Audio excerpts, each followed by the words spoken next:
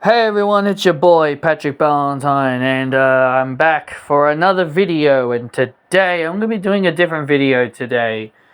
And the reason why it's going to be a bit different is because it's just a different topic. It's still Pokemon, but I wanted to talk about something because I watched this thing that I saw, and I wanted to give my opinions on it. So on YouTube, I saw this spin-off. I don't know if I call it a spin-off series. It's like, you guys might remember that one video I reacted to that was about NASA. It was like a little spin-off series called Twilight Wings. Well, there was another new spin-off series that I didn't know about, and I only watched a couple of episodes. So after seeing a few of the episodes, I wanted to give my thoughts and opinions on it. And this one is called Pokemon The Evolution, and this is a interesting little spin-off series. And the reason why I call it a spin-off series is because it's not a part of the official canon. It's not a part of the official Pokemon canon. It's just a little it's just a little short anime. They're like 9 to 8 minutes long, not very long. And the reason why I call them spin-off series is because they're not a part of the main canon. These take place in the realm of the video game world. So basically, these little episodes are basically taking place of what happens in the video games. Basically, if you've played the Pokemon games before, then you know what I'm talking about. Like, these episodes basically take inspiration from the video games and just add concepts and turn it into like an anime film kind of thing, like a short little anime film episode. And honestly, they were actually surprisingly good, and I thought they were surprisingly good. And I'll be going over the episodes I watched. I only watched about a total of 4 of them. So yeah, I want to give you guys my thoughts on them real quick. So the first one is called The Plan. This episode was called The Plan. This was episode 4 I watched. And this one is based around Team Plasma and the whole black and white games. Basically, this takes place in the Unova region, and the main antagonists being Team Plasma, where the leader of the group, Ghetsis, basically manipulates a young kid, basically being N, into serving him as his king of Team Plasma. And because he wants to take control, he wants to liberate all Pokemon. He wants to liberate all Pokemon, like separate Pokemon from trainers, basically, thinking human race are abusing Pokemon and all that stuff. So he wants to liberate humans and Pokemon and separate them. So his goal was to get N to become the hero, of the world. That's basically his plan. His plan was to get N to become the hero of... Basically, hero to basically so then he can have Zekrom or Reshiram as his legendary. Because to summon Zekrom or Reshiram, you have to be known as the hero of the world. And so that was Ghetsis' role. He wanted to see if N had what it took to be the hero, and because N was able to successfully summon Zekrom, his plan was going into motion. And so in one of the first towns you go to, I've forgotten the name. Be sure, for those who still play the black and white games, let me know the name of that town. I've completely forgotten the name of it. You meet up with one of the main protagonists, named Hilda, who is the female character you could choose to play as in black and white. So you basically see her with her Tepig and Cheren, and they are there listening to Ghetsis go over his whole plan of wanting to separate humans from Pokemon and liberation. And so then from there, they basically fast forward through the story in Ghetsis' eyes, when he's just watching N watching over En and all that, where he's watching over En, seeing him do everything he needs to do. En is able to summon Zekrom. Hilda was able to get her hands on Reshiram's white stone, and then En then goes through the Pokemon League, beats the Elite Four members, and beats Alder to become champion, to become the champion of Unova. And then Hilda is able to catch up. Hilda catches up, beats the Elite Four, but she doesn't fight Alder. She doesn't fight Alder because En's the champion. And so then En starts having second thoughts. Some people speak to him about doing the right thing and not doing the wrong thing, which gets us overhears. And basically, Hilda is able to catch up, and then she shows Getsus that she has the white stone. And he encourages her to try and defeat the king. And want to know why I'm calling her Hilda? Because that's her actual canon name. That's the name of the girl that you play as in Black and White. I know I already said that at the start, but it's just so then that way people can remember. And also, you can literally name her whatever you want. But in the context of the story, I have to say her name is Hilda because that's her canon name. It's her canon name, and it's her canon name in the games. So then she confronts En. En summons Zekrom to his side, and then she's able to awaken Reshiram.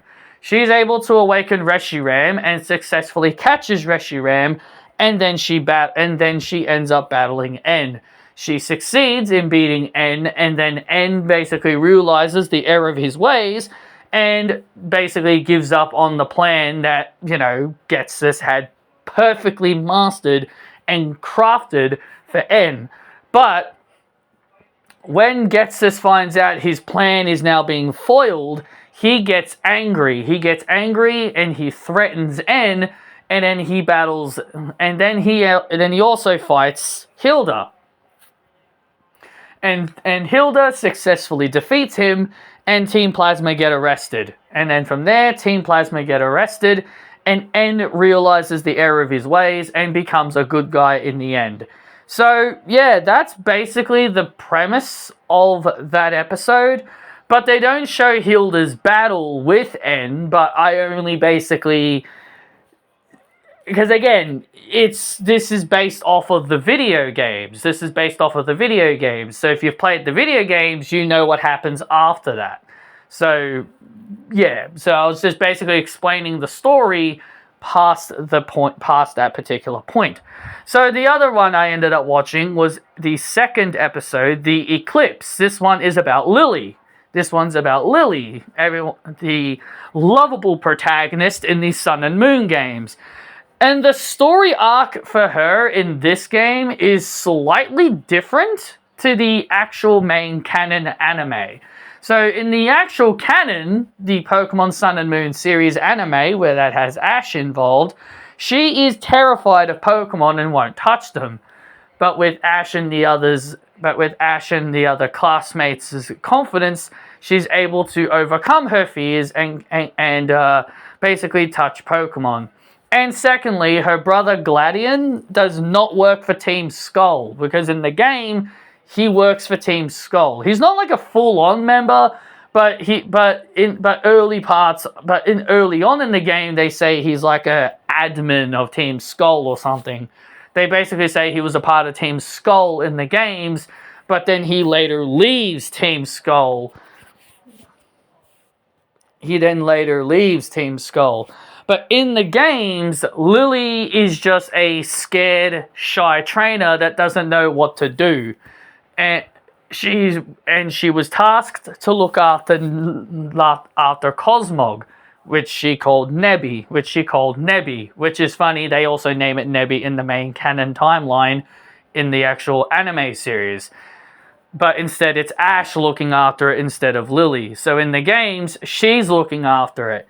And basically, the episode begins when she's arriving at the altar of the sun or the altar of the moon, depending on the game you were playing. And it's re-showing the events. It's re-showing the events where Luzamine, her mother, goes completely cuckoo crazy and goes into a complete nutcase. Yeah, she's a bit of a psychopath. She was a bit of a psychopath in the game. She wasn't really much of a psycho in the actual canon anime, but in the game, she's a complete psycho. She leads the Altar Paradise, because that's her company that she runs. She's like the leader. She basically captures Cosmog for herself and tries to use Cosmog's power to open up a ultra wormhole. And she also gets really mad at her daughter Lily, calls her ugly for rejecting her love and all that. She, for some reason, likes talking about the power of love, which is kind of weird and creepy. In my opinion, because it gives me vibes of those girls from Universe 2 in Dragon Ball Super. But yeah, so she's basically a complete nutcase in the games. So in the game, she's classed as a villain. In the anime, they kind of changed this a little bit. They changed this slightly, because in the Sun and Moon games, she becomes a psychopath and she basically wants to be friends with an Ultra Beast by the name of Nigalego? I think it looks like a jellyfish. It's the jellyfish Ultra Beast. I think its name is Nigaleo.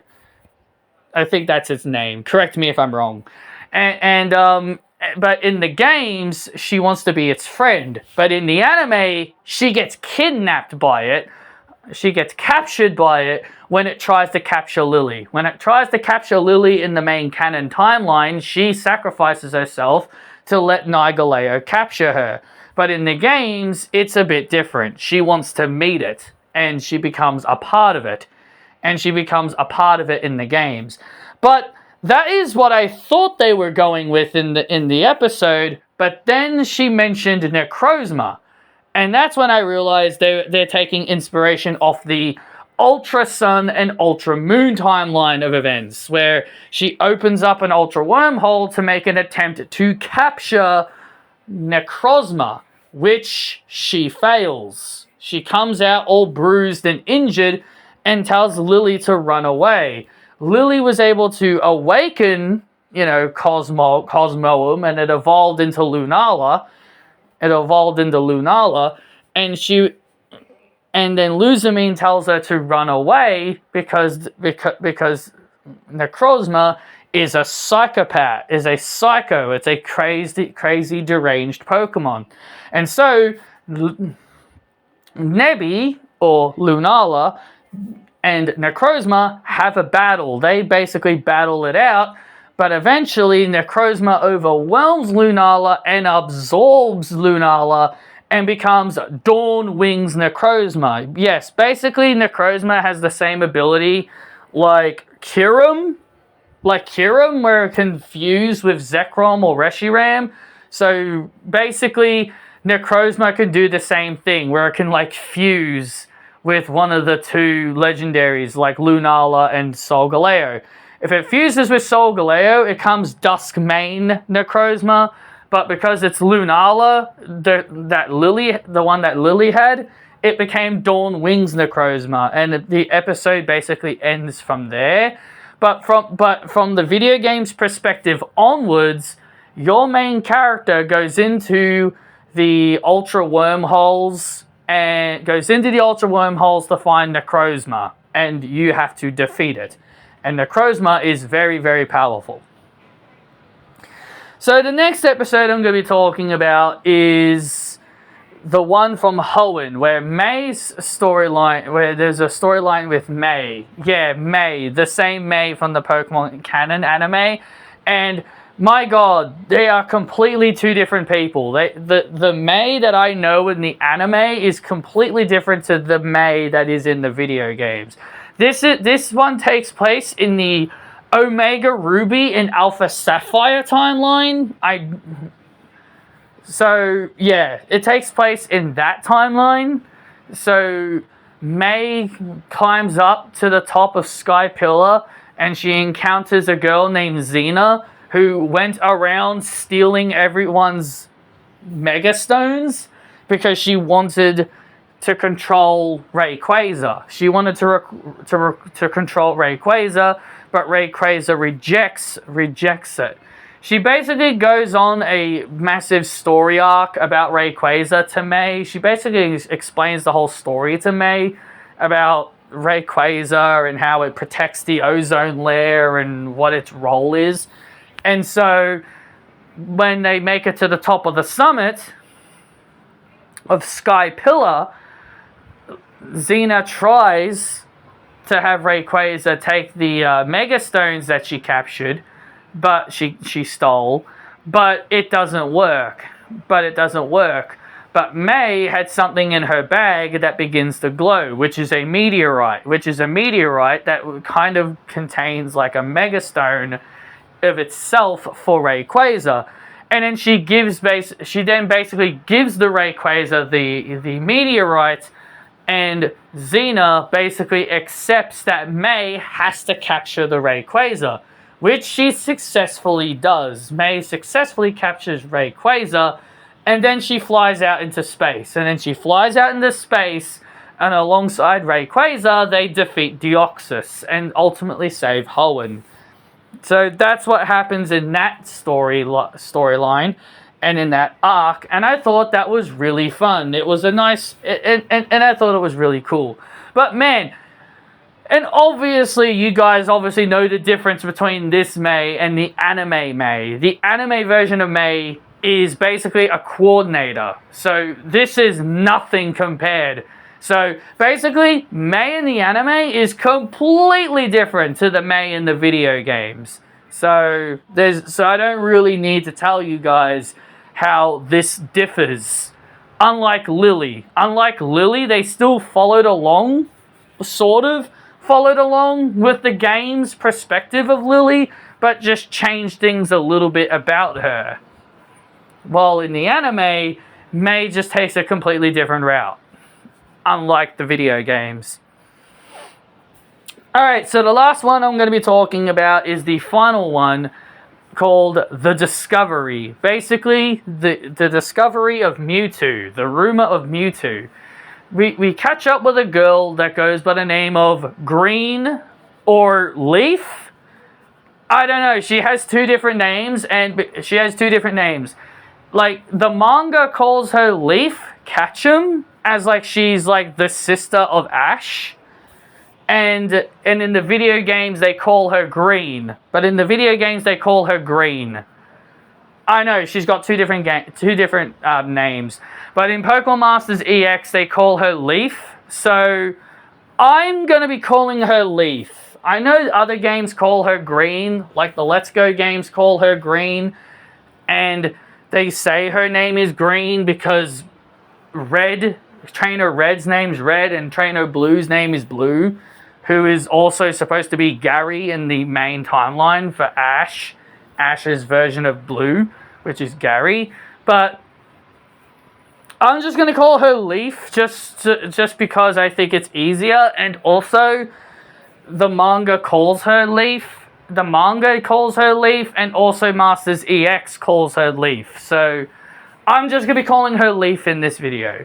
She discovers a cave that basically are the rumored Pokemon that she's looking for, which again is Mewtwo. And so when she goes into the cave, she discovers a trainer that goes by the name of Chase. Not Chase, his name's Trace. And this basically confirmed the timeline of events of when this was taking place. This takes place in the Let's Go Pikachu and Let's Go Eevee timeline. So basically, she's gone into the Cerulean Cave, ran into Trace, who's trying to capture the mysterious Pokemon, and then you hear Green speak for the first time, and basically, her voice, the moment I heard her speak, I immediately recognized it as the voice actor of Shantae, which her name is Christia V, for those who are aware. So yeah, so yeah, I thought that was interesting. So then Leaf and Trace begin a race. They start racing instead of, having a Pokemon battle. They just have a race. They just race through the entire cave to see who can get there first. And Leaf basically reveals that she has a Blastoise, which, some people may think wouldn't make sense, but because this is the Let's Go Pikachu and Let's Go Eevee timeline, I'll make it very quick and easy for you guys to understand. In Pokemon Let's Go Pikachu and Let's Go Eevee, your starter Pokemon is a Pikachu and an Eevee. Basically, you can catch Bulbasaur, Charmander, and Squirtle out in the wild as a rare spawn, or you can complete certain requirements to get them for free by talking to 3 Pacific trainers. So even if it may not make sense for Leaf to have a Blastoise, but because this is in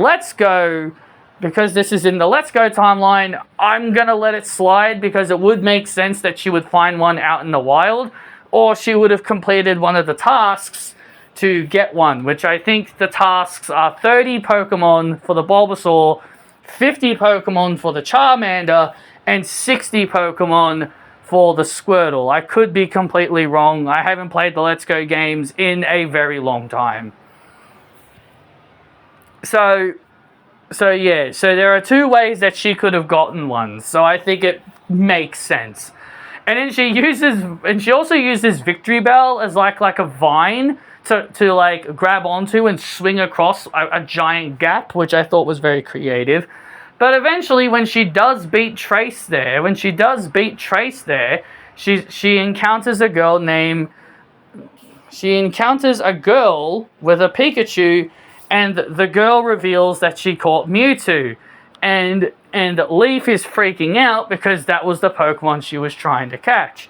And so then she challenges her to a battle, which the girl is the protagonist in Let's Go Pikachu and Let's Go Eevee, which her name is Elaine. And so she challenges Elaine to a battle, and Elaine beats her.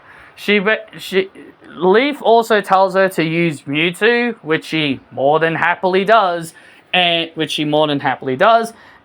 basically Mewtwo wipes her entire team out. And she admits that she's a very strong trainer and isn't butthurt over losing.